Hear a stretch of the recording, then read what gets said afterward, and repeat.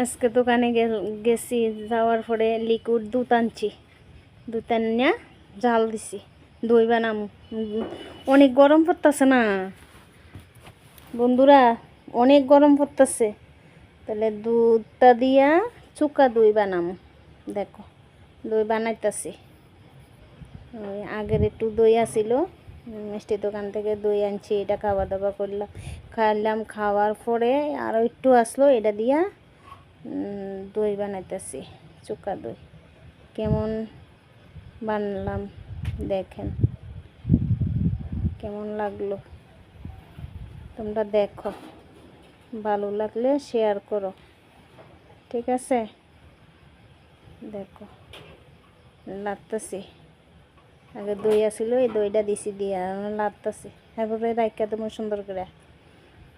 কালকে সকালবেলা এটারে